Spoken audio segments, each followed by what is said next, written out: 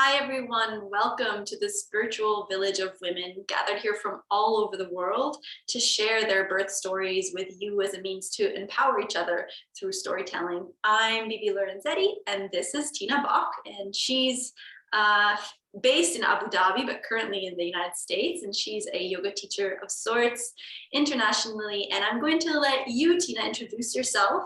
And I'm so grateful that you're here with me today. Thank you so much. Thank you for having me. I'm glad we finally got it sorted. Yes. Where we were juggling around motherhood, not having childcare, and when we can schedule around nap time. But now I'm with my in-laws now, so all good. So I'm Tina. I grew up in New Jersey, so not far away from your homeland too. Yeah. Then I haven't lived in New Jersey for like almost a decade. I lived all over, but for the last 7 years, I've been in Abu Dhabi. Wow, it's already been 7 years. Home base. It's been 7 years. Wow. We're like going into our 8th year, which is a bit crazy. We're trying to go, but that's a whole other story. I mean, we love it. We love it. It's a great place to live, and I've had so many good experiences. But it's after 7 years away, it's time to make a change or do something. But we're having green card issues and all this fun stuff. Basically, just everything is backed up because of COVID. So our green card is pending for a long time now. But my husband is from Canada, so that's another thing. That's why I was wondering. I was like, okay. Kyle's from Montreal. I lived in Montreal before I moved to Abu Dhabi. So I actually started teaching yoga when I still lived in New Jersey.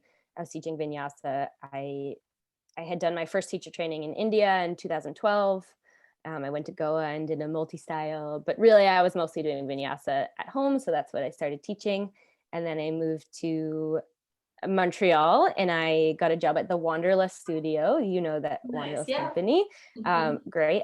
I love teaching in Montreal.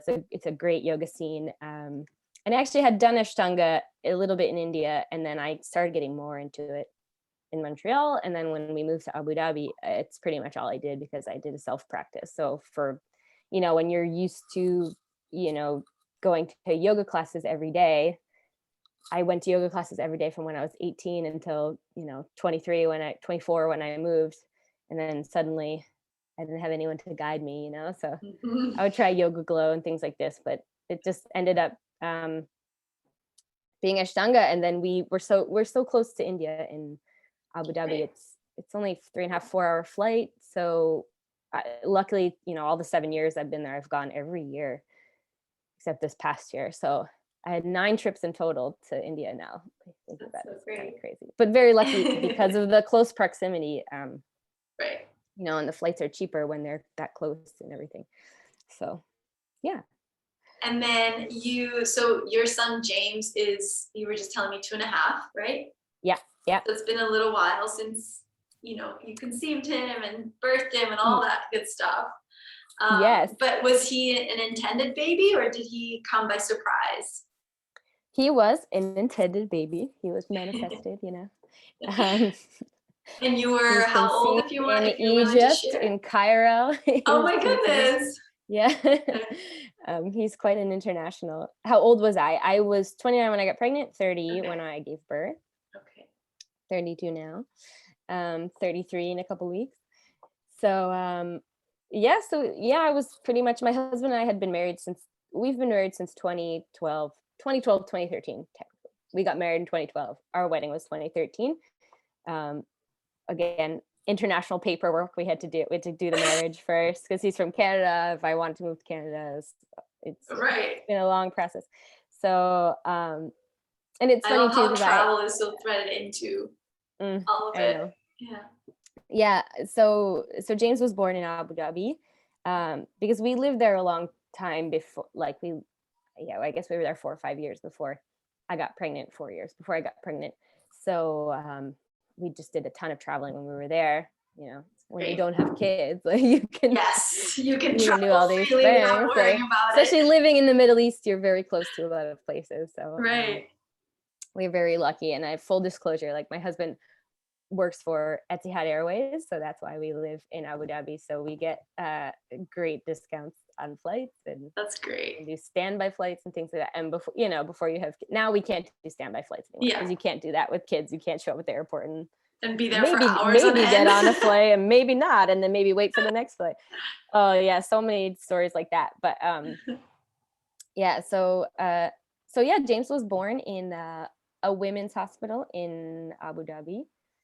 And how was before we get into that part, how was your pregnancy? Like, did you know you were going to give birth there, or did you think you were going to come back to the United States for it? I knew I would give birth. I knew I would give birth in Abu Dhabi, and that's where my insurance was, and medical care there, and birth care there. It's very good there, so all the care is good. Okay. You have everything you need, and hospital is very close to home. So, how was being pregnant for you?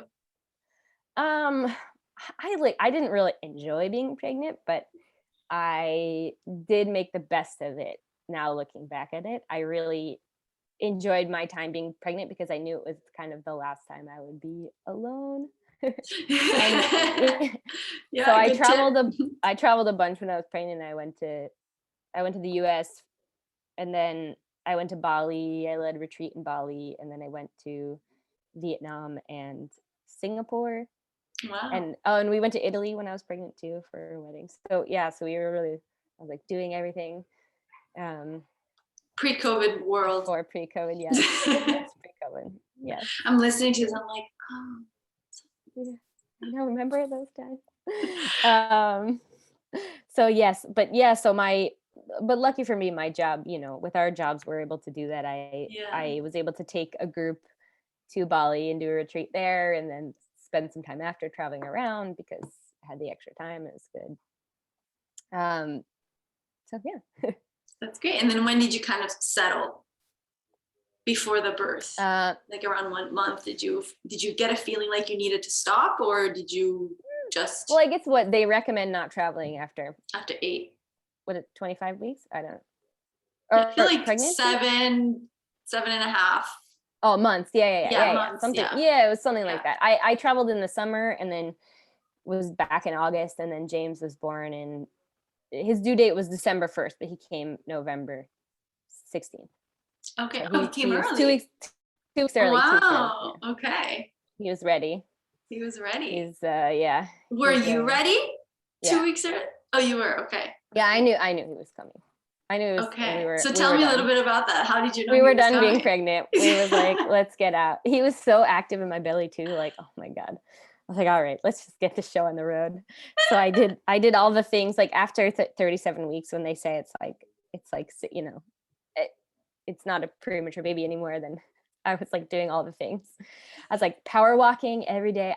So my yoga studio that I was teaching at, it's a great studio. I taught there for 5 years, 6 years almost. And then they closed after COVID. It's a mile away from my apartment.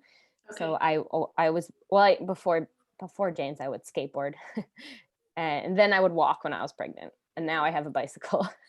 Nice. It's funny how these things like progress. Evolve, yeah. Now I have a bicycle with a baby seat on it, I should mention. But it works great when he's not with me for groceries. Oh, nice. That's a great idea. Pro tip for city dwellers with baby seats.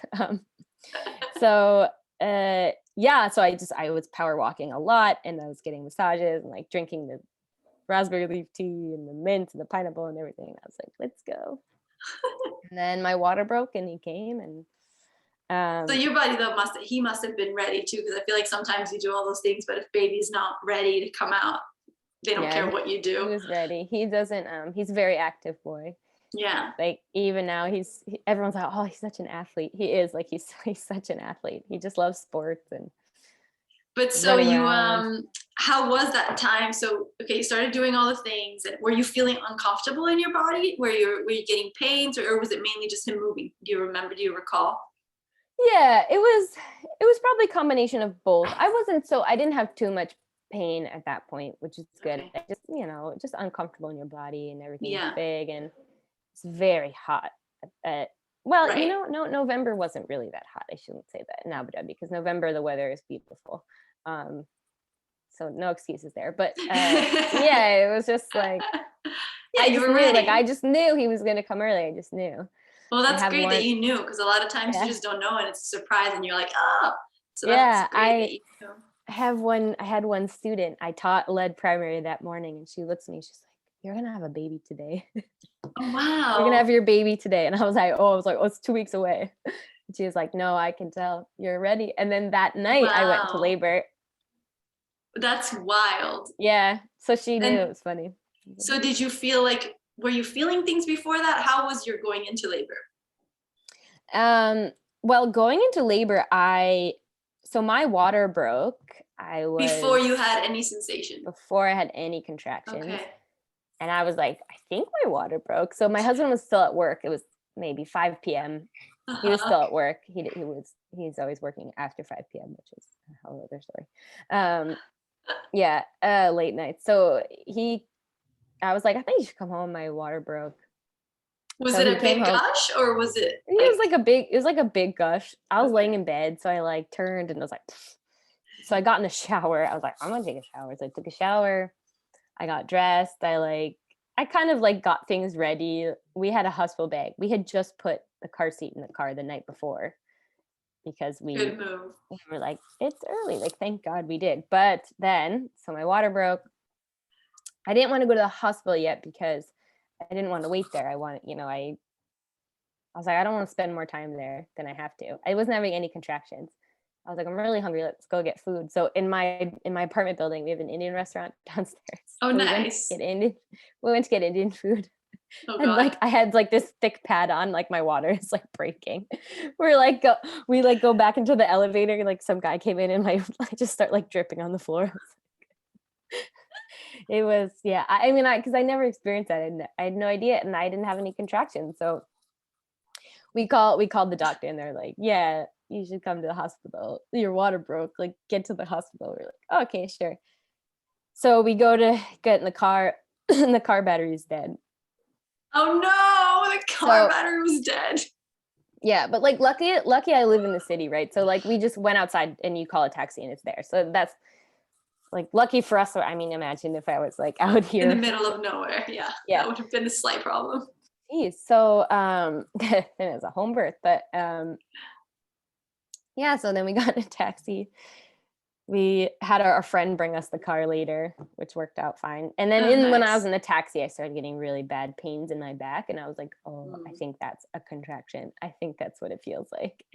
And then it was just some serious pain from then on out. How did you handle, like, how was your, how was the feeling for you? Were you freaked out? Were you chill? Horribly Were you like... horribly painful, but I was determined to do it without any drugs. I really wanted to.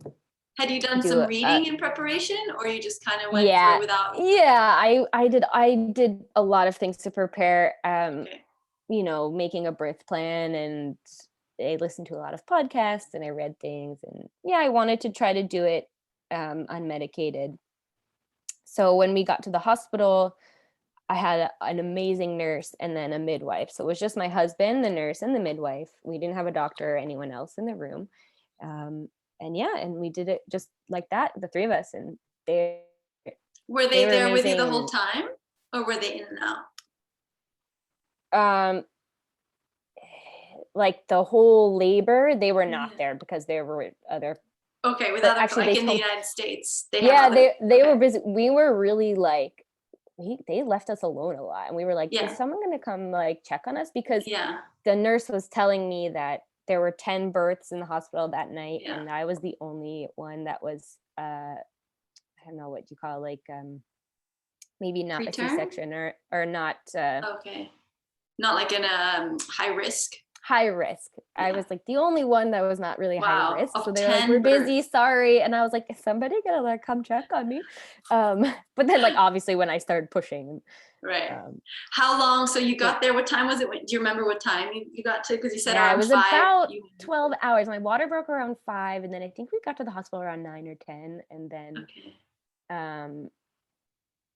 maybe earlier than that, maybe 8 or 9.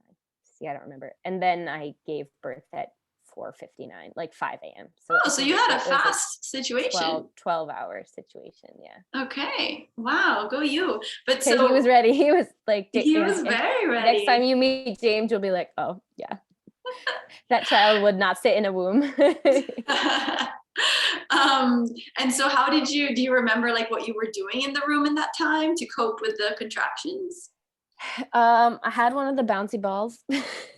Uh-huh. I was trying to do like, yoga, stretches, meditation, pranayama, whatever else, everything I read about. And Uh-huh.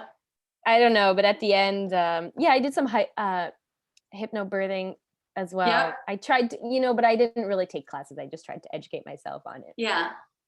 We had playlists made and I had like essential oils and everything, but then.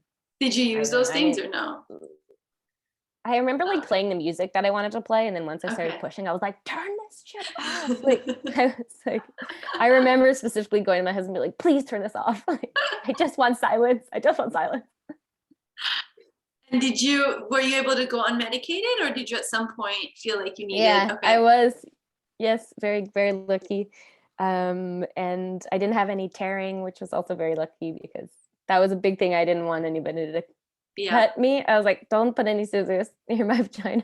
I remember them bringing the scissors in, and I was like, what are those for? I was like, don't cut my vagina.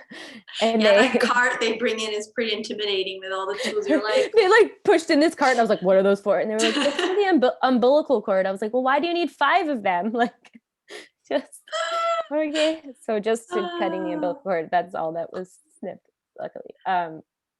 And do you recall how long the pushing was for you? I think it was about an hour and 15, 20 minutes, because I remember the midwife saying, okay, we'll push for an hour, and then we'll see. And then maybe we'll call the doctor after an hour. But the midwife, I had an amazing midwife. I had never met her before the birth. I just got very lucky. And she was like, I was like, do you think we could do it without the doctor? She's like, we can do it. She was like determined to do, midwives and the nurses too. It's a pride for them too. I think they can do it without the doctor. So we were all like, all right, let's do it without the doctor. Let's, so it was motivating. And she had 2 kids and also had unmedicated birth. So I just kept asking, like, did you do this? Did you do this? Because you didn't give birth in a hospital. You did end up giving birth in a hospital. Yeah. Right? So it was like a birth center attached to the hospital. Right. So this was like the same for me. But they tried to say, oh, okay, we're gonna give you this now. And then I would always be like the midwife, did you have that? Do I need that? She's like, you don't need it, but it can help with this. And I was like, no, okay, I don't want it. I don't even remember the names of the drugs and the things now, but they just tell you like, okay, now we're gonna things on you. Well, okay, just like for example, like the fluids, putting fluids in you, the IV just to keep you hydrated, right? And I was like, do I have to do that? I want to be like, I want to have like free arms. I want to have free arms. And they were like, oh no, you don't have to, but you could get dehydrated. And I was like, well, that's my husband. Make sure that he makes me drink water. Like, and Kyle was good. And he just made sure I kept having water. Yeah. So I ended up being okay in the end. I don't know. I really don't like needles and like things in me. Yeah. I mean, I don't mind needles. Look, I have 13 piercings and 7 tattoos. So I don't mind. I don't really in that sense, but I don't know. I wanted to just be free. Absolutely. Not attached. I want to be able to move around, I think. Yeah. That was it. So James was good. He came. He was a 6-pound little guy. He had jaundice, which a lot of babies get when they're early. Yeah. So we ended up staying in the hospital for a few days after because he had to go in the little box NICU, UV light. Did they put him on your chest when he came out, or yes. Okay, good. Yeah. So you still managed to get that. Okay. Yeah, and he was with us the whole time. They didn't take it. They didn't take him anywhere. Oh, good. Okay. The jaundice, which was good. We stayed in the room with him. They brought the thing in. Oh, nice. Okay. So we had skin to skin right away before he took a bath, and my husband as well. And nice. And did he latch on, or did it take a little? It took a little while, as I recall. I think it took a day, maybe a day. Yeah, sometimes with jaundice, it's also a little harder if babies are jaundiced. Yeah, so, So they had me pumping to get the what do you call it? The stuff that comes before the breast The milk? I don't remember any of this. All colostrum. colostrum. So they would like put it to him in like a syringe, like from my boob to him in the Yeah. syringe. But yeah, then after a while we got the hang of it. We had no problem breastfeeding, so it was good. I breastfed him until he was 2, and I just stopped in January. So he was like 2 and 2 months. And did he naturally kind of? No, he still okay. was trying to get my boobs every day. He'll say, "Mommy, I want your boobs. Mommy, I'm gonna go into your boobs." Okay. He tries to like climb into my shirt.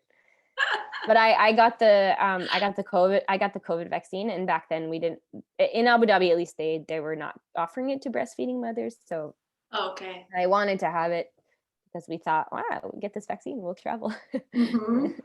But so that, and then it was, I mean, he was already 2 plus 2 months. So it was time anyway. He didn't need it anymore. So so yeah, it was tough, but it was all right because he started going to school then too. So he was busy during the day, and then he learned, it was more the sleeping stuff. Like once he learned, I just had my husband put him to bed a lot, and then he was napping.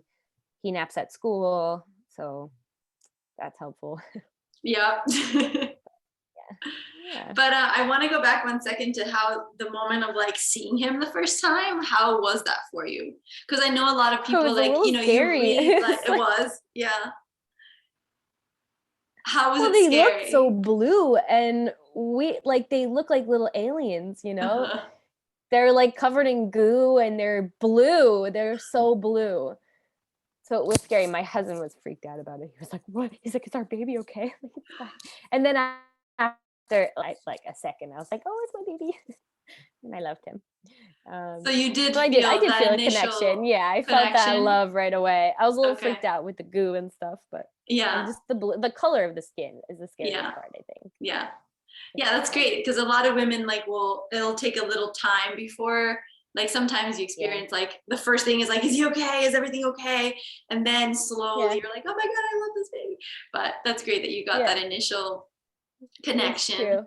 Well, I think as humans in general, we never really spend a lot of time with new babies. Yeah. So and like a newborn baby is so different than like a 1-month-old, you know? So you're like, oh wow, this is almost not what I was expecting. It's like they look so squishy and strange. And they're so fragile. Especially if they're like under 7 pounds, they're like these alien looking chicken bones almost. Oh yeah. So funny. But then I think I did. Oh, I think I felt a connection. I mean, it's hard to remember back then, but I didn't not feel one. So yeah. And then after that, how was your transition into motherhood? Like becoming, like, you know, coming home with the being outside of you, and just readjusting to that whole thing. Because I feel like we have it in our minds, like we're gonna be home with this thing, but then you're really home with this thing, and you're like, everything just changes. So how was that initially for you and James? And I keep forgetting your husband's name, though I met him. Kyle. Yeah, right. Kyle was luckily very helpful with everything. So, but I don't know, like I still feel like maybe I'm not. I don't think, do you ever become yourself again, really? That is a very good question. I don't think so. I'm never going to be that. I mean, who is self anyway? That person's dead. That person's gone. She's a lot of her is still here, but most of her's gone. No, I mean, to a certain extent, you know, I mean, I still think I'm working on getting into that. I mean, there are a lot of things that I did before I had James that I haven't done since. Like I used to paint and play guitar all the time, and I have not done that at all since. Yeah. Well, time becomes a little bit different. It's just time, and then it's just also how situations are. Like if I want to mess around on guitar, he wants me to play with him. You know, sometimes I'll play music for him, but it's like I'm playing him Wheels on the Bus and things like that. I was always one of those people that's like, I'm going to play normal music for my kid, and he's never going to want to listen to kid music. No, it's like, you can't avoid it. Like no matter what, they're going to want their own music. And then it's like with painting, I'm like, I can't like set up all my paint supplies and everything. He'll just come in and mess it up and destroy it. We paint together, like we've painted together, things like that. But nice. Yeah, and I haven't led any retreats since. I'm helped with teacher training. I guest teach on teacher trainings. So the main one I do is in Abu Dhabi, which is on weekends in Abu Dhabi. So Kyle can stay home with James. So that's really nice. So, you know, I've gotten back into teaching, which is great. And do you feel like with your, you know, your relationship, it's changed? I mean, obviously it's changed, but do you feel like it took a while to adjust to being 3 and figure out how that is? Yeah, absolutely. Yeah, we did kind of have a rough go at it. In the beginning, my husband was getting his master's like at the same time that you had like a new baby. a month after, so he was gone a lot. He had to like travel a lot for it, and that's so hard. It was Did you have family tough. around? It was definitely tough on our relationship. No, we didn't have any family around. Oh my goodness. Yeah. So that's hard. And I didn't get a babysitter until he was, I think, 8 months. I waited for 8 months. Yeah. Because after 6 months, we traveled back to the US. Well, you know me. After 3 months, we went to India. Yeah, you were in India. Yeah, I met you that he was, a little tiny thing. Yeah, I took him when he was 3 months to India. Which now that I know what it's like to have a 3-month-old, I'm like, how did you do that? It's easier. Not the traveling, but just like leaving the baby, leaving the baby with a babysitter at that time where you're still that was hard. And we had Ratna, who, if you're an Ashangi listening, you've probably heard of her. She's like, I've got very lucky getting her. She's like the best babysitter in my life. She is so wonderful. But I remember and luckily then we had the big shower. No, we didn't. We were in the other one. Yeah. We still had this shower down the street. So it was very quick. It was like a 5-minute walk, and I would still like ride the scooter because I wanted to get there and back so fast. I wanted to get home to him so fast. I remember my practice was always rushed that year. You were assisting that year. Yeah. I remember just being wowed at you, be like, wow. I mean, and I didn't even know what it was like to have a baby, but I was like, how is she doing this, you know? Well, you know, I think that year too, I think Kyle came for a good chunk of that month, and it was only 1 month. So, but it's so hard at first because that was really the first time I did ever leave him. But even if it's for like 2.5 hours or something, it's like, so scary. But then you get used to it, and then you really need that time away. So. Right. But I feel like, you know, going back to the relationship part, I feel like it's part of, and that's why I try to talk about it with everybody, because I feel like it's just you have this idea that's going to be this nucleus of 3 and it's full of love and like it's so cozy, and part of it is that, but then part of it is that life continues to happen, but on top of it there is the layer of lack of sleep and hormones and, you know, a baby that requires a lot of attention. And so inevitably, you know, taking care of each other and that entity of relationship, which is a third entity, now is like a fourth entity. So it's definitely bound and that becomes priority then. Yeah, exactly. Like then that becomes priority, your relationship. I mean, when you have a baby, your individual relationship with your partner, it's on hold. Like it's not about us anymore. It's about the 3 of us, and it's about the baby. So I think after a while you just come to terms with it. Like, you know, it's not about us anymore.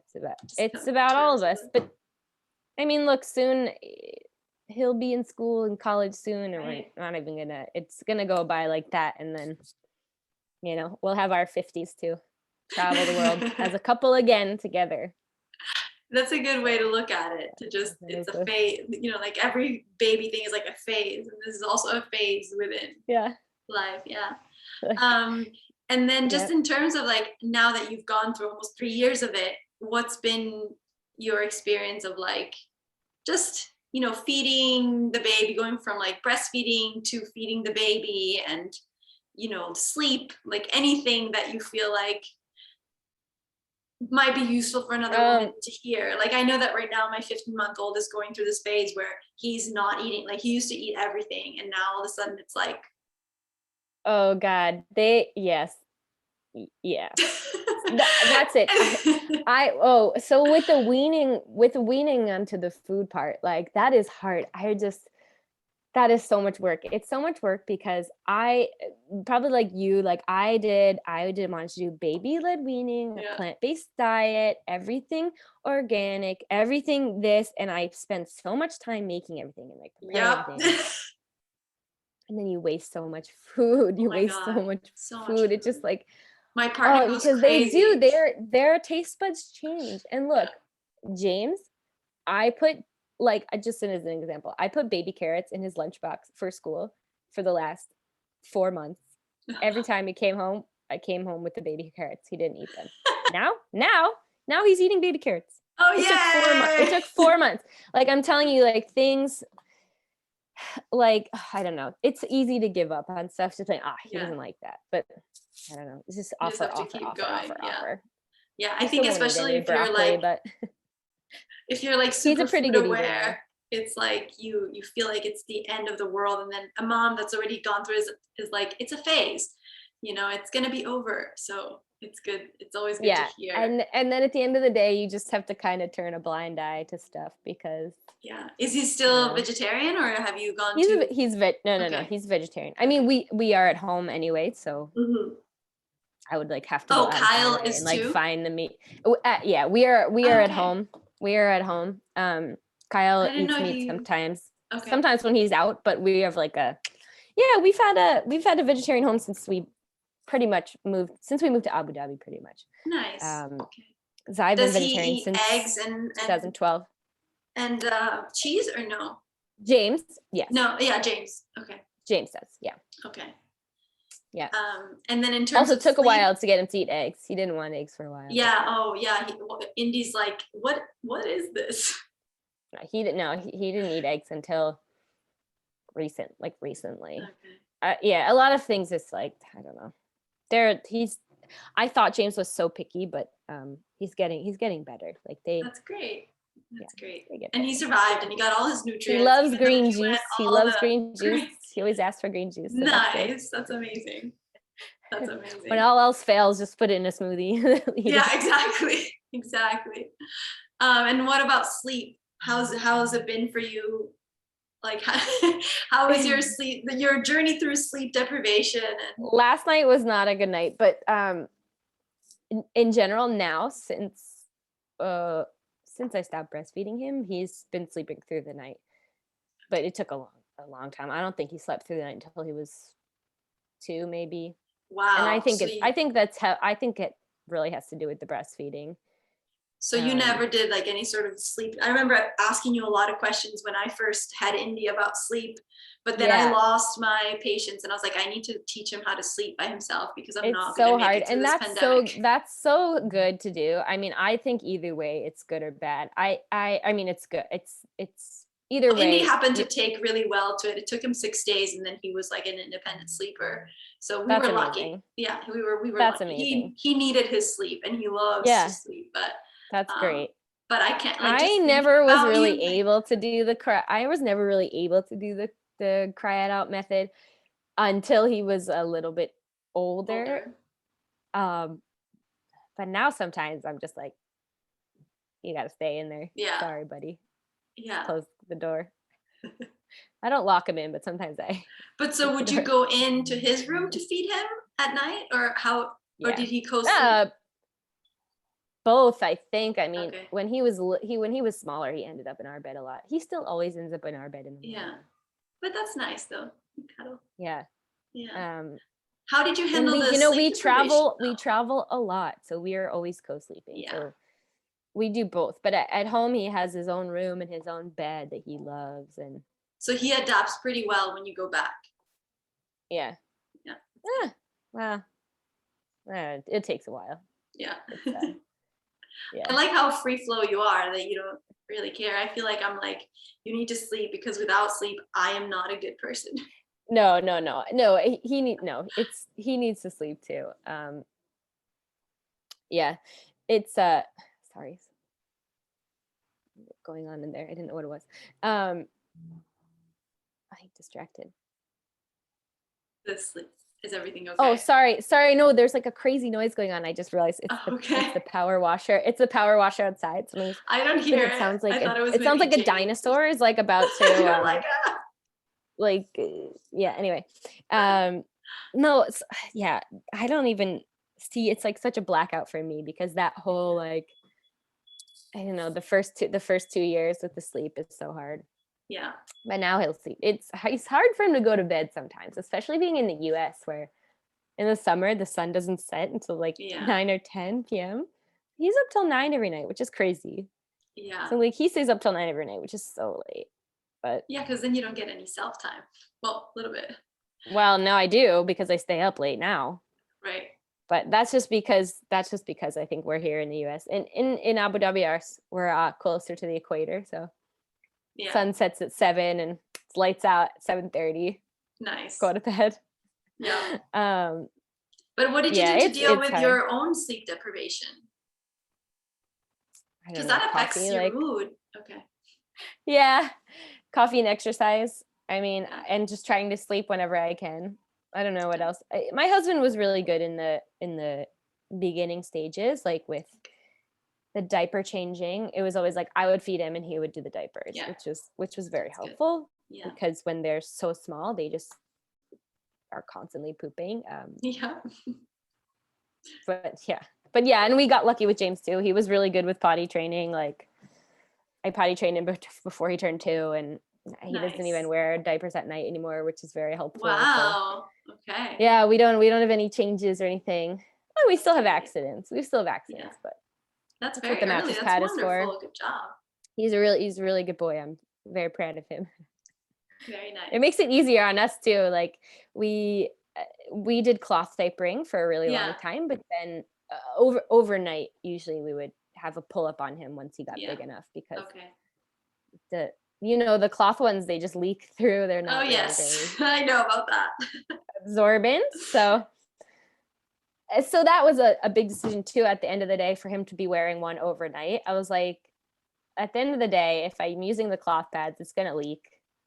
So I might as well just put him in underwear, let him have accidents. And he can walk to his toilet too. And so How independent he is. So in like looking at the whole journey, what do you think were like, do you have moments that you recall and like have really dear memories of it? And do you have moments where you're really like, I never want to go through this again? yeah, I definitely have both. I love my son and I love their experience, but I'm not in a rush to do it again. I suffered from a lot of postpartum anxiety. Okay. What was that like postpartum?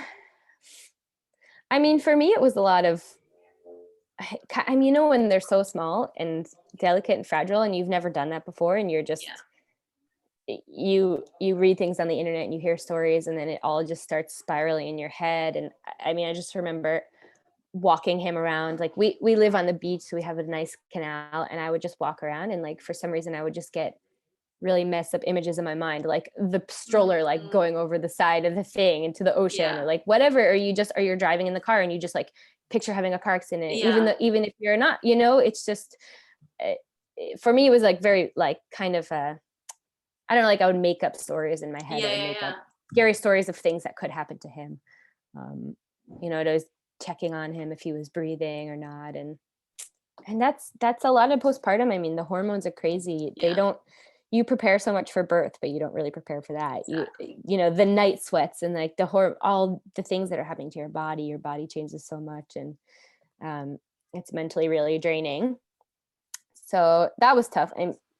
I mean, I hate to be cliche, but my yoga practice definitely saved me with that, especially when he was so young, when they're so little and you can kind of just plop them down and do the practice. And it doesn't have to be a super physical practice, but when it's like, it's keeping you sane before they start crawling and rolling around and they stay where they are. That was what kept me sane, and any physical activity. We walk a lot. Now I jog. I jog. Not with him. I used to sometimes jog with him, but he doesn't like to sit for too long. He's like, I want to jog. No, yeah, he'll be saying, Mommy, I want to run too. I'm like, So did that subside naturally, or did you have to get help? No, I didn't. Well, I didn't seek help or anything. I mean, I just took to my yoga practice and exercise to help me through it. But yeah, it's tough. I mean, it's tough on so many mothers as well. It's just something you don't really discuss. Yeah. And that's why part of this, I mean, I went through postpartum anger and I had no idea that I just had heard about postpartum depression. And all of a sudden there I was Yeah, like, just so exactly. angry at everything. And so Exactly. like jumpy, like, you know, sitting on the couch with the baby on the boob, like I felt so much love and also so much emptiness and so much resentment to my partner for being able to go out to his studio and play the drums for like 3 hours. And I'm there Mhm. like holding the baby. So Yeah. I feel like it's things that need to be outed so that we don't feel guilty because we're doing so much. And, Yeah. you know, I just for think the having anger, feelings yeah, it's okay. It's part of being human. absolutely. And the Yeah. anger and resentment toward the partner thing too. I mean, I definitely felt that as well. I mean, my husband, I mean, he works so much, but I was like jealous that he got to go to work all day and like he had to travel for work. So, and he had to travel for school. So he'd be like going to London or something like this. And I'm like, oh, And you're you're going like, to London and oh, I'm stuck here with the baby. And yeah, yeah, it's so hard. it's hard. And It's a lot of it's just, giving you do, selflessly. that's true. You hear a lot about postpartum Yeah. depression. And I always thought to myself, well, I'm not depressed, I'm not sad, so there shouldn't be anything wrong with me. But I mean, the anger and the anxiety is a whole other aspect as well. I mean, Yeah. just having these crazy thoughts and scary visions is Yeah. a lot to take on. So, A lot. And also to not be able to talk about it and just be like, I remember going on Google and like Googling it because I didn't yes, want me to too. I ask Googled anyone because I was everything gonna, back then. yeah. So you know, they're gonna think I'm crazy and they're gonna be worried that I'm gonna hinder my child or something. But it was never towards a child. It was just the situation of like that's just what it is to be a mother. Yeah. You have to give so much of yourself and you don't learn it in a class. You just all of a Yeah. sudden are in it and it's Yeah, it's it's absolutely. hard. Yeah, it's hard. And you were alone, like your family wasn't there, so I feel like also that That was really tough. That adds. was really Yeah. tough. It was, it was good and bad because I am very much an independent person. I really Yeah. like my alone time. I like my space, but I don't know if I would do it again without being Yeah. close to family because I Yeah. could just make my own alone time. But Yeah, like we and had you could my give the in-laws baby. came, my in-laws came for Hmm. about a month after he was born. I think, yeah, or even a couple weeks maybe later. They came pretty quickly.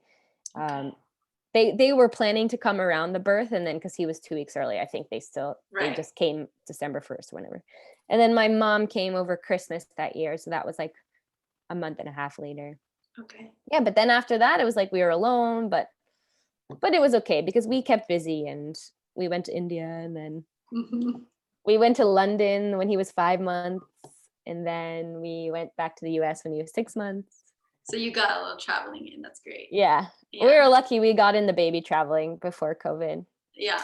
Because now it's And like I have to before buy him too, his and own then you have to plane buy. I seat. was gonna say now you have to. I had all these plans of traveling before too, and then it was like out the window. And now he's, Yeah. having had this experience Well, of it's travel, I'm like, like, ugh, my $400 flight from New York to Minneapolis suddenly becomes $800 yeah, because I have to buy two seats. What? I know. Oh, yeah, Yeah, but yeah. anyway, so What to do?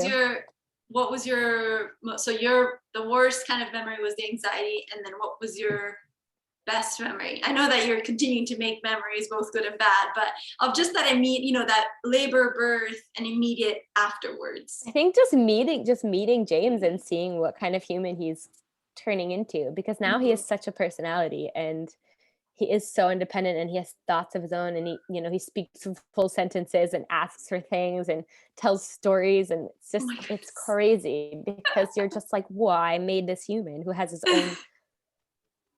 own life. Character. Like Yeah. he's part of my life, but he has his own life now, Right. which is a scary thing.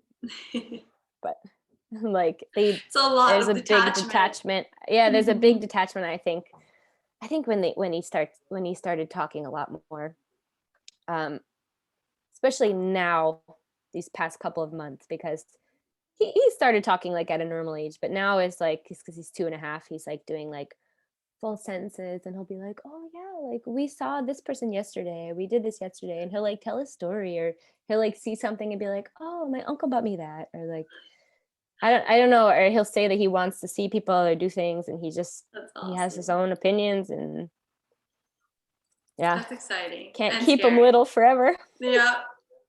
Yeah. Scary. Yeah. So what would you leave whoever's watching this? What would you tell them? What would you want them to know going into this? You're the pilot. You Ooh, can drive nice the ship. one. You drive the ship.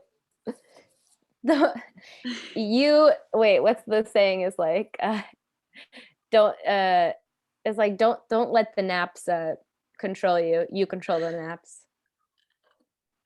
That's a hard thing to learn because that's a hard one.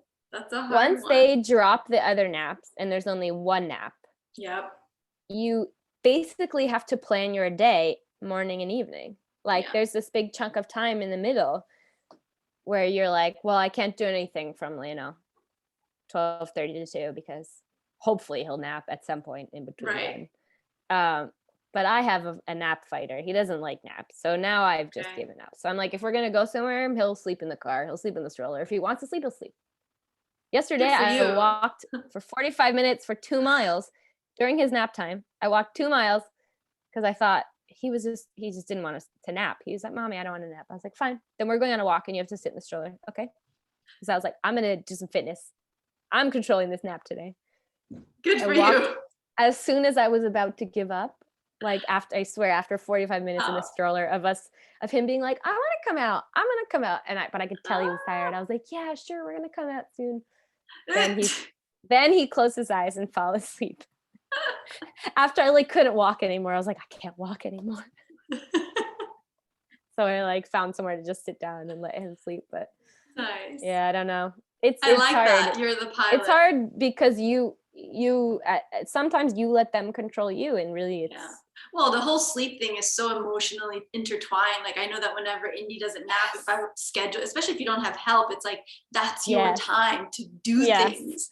So when they don't go down, it's so upsetting when they don't nap. Sleep. It's so upsetting.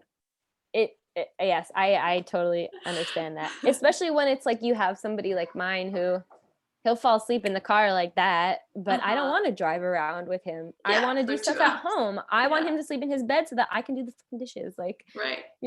So I have a closed kitchen, which is a whole other story, which is the worst thing ever. If anyone is listening and you live they're very popular, where I live in Abu Dhabi. If you're thinking about having kids and you're thinking about moving into an apartment, get an open kitchen. Do not. I mean, it's so hard when you're doing stuff in the kitchen, but you can't see him.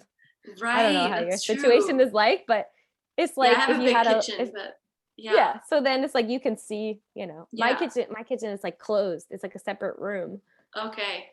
It's just so old school, but it's there's no space in it. No, he wouldn't play in there. He would be playing in the living room or something, but I can't see him. Okay. Yeah, so no, Indy loves being in the kitchen. He's always in the kitchen. Oh yeah, it's great. Yeah. No, our kitchen is small, so it's its own little room. But anyway, I don't know. Other tips? That's great. The pilot one. I love that. Yeah. Yeah. You're the captain. You're the captain. You drive the plane. Great. I don't know. Someone told me that once, and it always stuck with me. Yeah, I like that. I really not that I always listen to my own advice, but no, but it's good to give it even if you don't follow it. Yeah, and look, and another thing I would say, if you're someone who likes to travel and things change in the future, when they're little and they're only breastfeeding, that's the easiest time to travel with them, because now I've traveled a bunch with not a bunch, but we went from Abu Dhabi to here, and then we went from New York to Minneapolis. We went from New York to Atlanta with him as well when he's 2.5. It's a hard age to travel with when they're toddlers, because they don't want to sit down. They're although I just learned that you can bring a car seat on a domestic flight in the US, and I did not know that. That was not, because at Etihad you can't do it. In the long flights they don't let you do it. So I was like, what do you mean? I could have strapped him in for the whole 3 hours? Because we had the funniest flight. I made sure I booked a flight. I booked a noon flight. So perfect. He's going to nap. He's going to nap from noon to 3 or whatever. It's a 3-hour flight. Just jumping up and down, trying to talk to everybody on the plane. I was now I'm if I had that car seat, who would just strap him in there. You would have fallen asleep. Maybe. or maybe anyway, not. live and learn. Yeah. Anyway, Live so and Tina, learn. if someone is looking for you, wants to, not looking for you, but wants to connect with you, how would they best find you? Probably on Instagram. It's at Tina Okay. Bock. Okay, and I'll put it in the comments below as well. Yeah. And do you have a website? I have a website that's not very good. I have a YouTube channel, Tina Bock Yoga. I think it is youtube.com/Tina Bock Yoga. Yeah, that's probably the best one. It's not very good, but I've got some stuff on there if you want to. Great. I'll put that as well below. Cool. Perfect. All right. Well, Tina, awesome. Thank you so much for sharing all of your good to see you again. Journeys. Yes. I love that you're doing this. It's thank awesome. You. Yeah. And thank you so much. And good to you as well. And I hope to cross paths again at some point in either India or this side of the earth, whatever, somewhere. Yes. Maybe Mexico. Bali. I think everyone's going there. Oh, okay. Or Miami now. It's the new Shala. Oh, it's the new, right. That's true. I said that's the US Shala now. Pretty sweet space. So exciting. All right. Thank you so much. All right. See you. See you.